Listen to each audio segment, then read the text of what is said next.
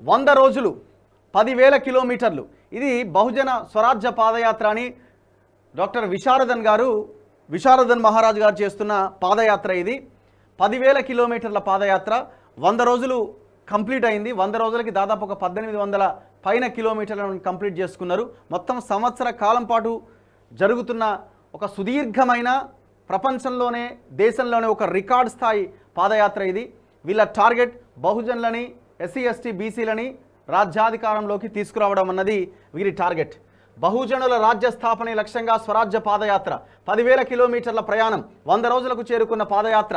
Vote ప్రాధాన్యాన్ని వివరిస్తూ ముందుకెళ్తున్న విశారదన్ భారత రాజ్యాంగాన్ని చేతబట్టి గతంలోనే వీళ్ళు పాదయాత్రను చేసిర్రు. ఇప్పుడు ఇది రెండో పాదయాత్ర. ఇది 10,000 కిలోమీటర్ల పాదయాత్ర.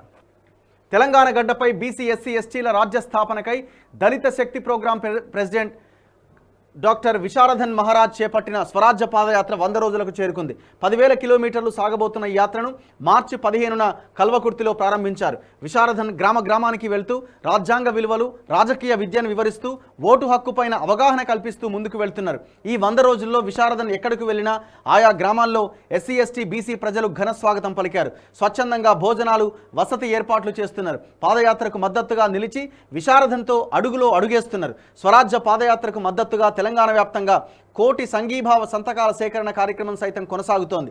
మేధావులు, విద్యావంతులు, ఉద్యోగులు, పలు సామాజిక సంఘాల నాయకులు, బీసీ ఎస్సీ ఎస్టీ ప్రజలు పాదయాత్రకు మద్దతుగా సంఘీభావ సంతకాలు చేస్తున్నారు. పాదయాత్ర కొనసాగిస్తున్న ప్రాంతాల్లో దళిత శక్తి ప్రోగ్రాం జెండా దిమ్మెలను ఆవిష్కరిస్తున్నారు. మండల, జిల్లా కేంద్రాల్లో శిలాఫలకాలు ఆవిష్కరిస్తున్నారు. డప్పులు, మహిళల మంగళహారతులతో పాదయాత్రకు అడుగడుగున నీరాజనాలు పలుకుతున్నారు ప్రజలు. ఇప్పటి వరకు దేశ చరిత్రలో ఏ రాజకీయ పార్టీ, ఏ సామాజిక వర్గం దిమ్మెలపైన భారత రాజ్యాంగం వర్ధిల్లాలి అని రాయలేదు.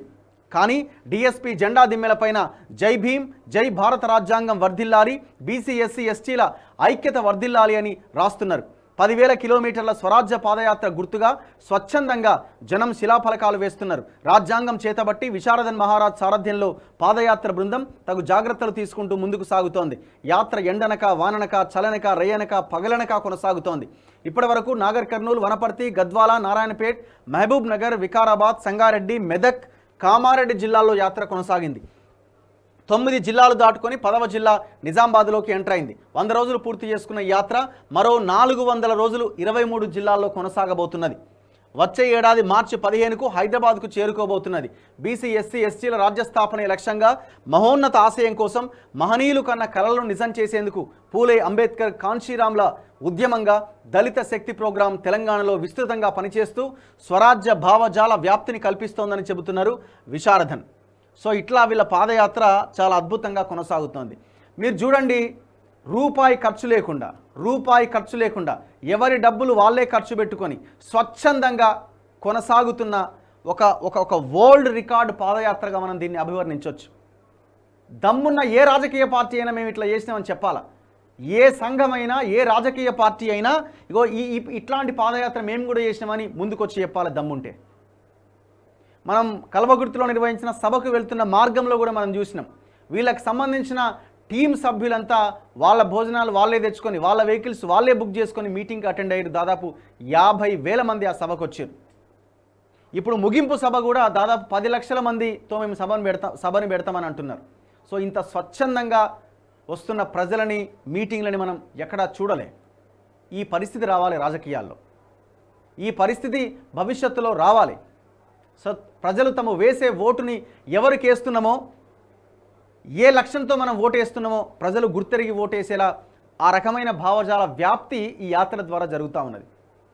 సో ఇట్లాంటి యాత్రలకి ఖచ్చితంగా మనం మద్దతు పలకాల్సిన అవసరం ఉన్నది. ఏం అవసరం వాళ్ళకి? 10,000 కిలోమీటర్లు నడవాల్సిన అవసరం ఏముంది? సో నిజంగా మీరు చేస్తున్న పాదయాత్రకి విశారదన్ గారు హ్యాట్స్ ఆఫ్.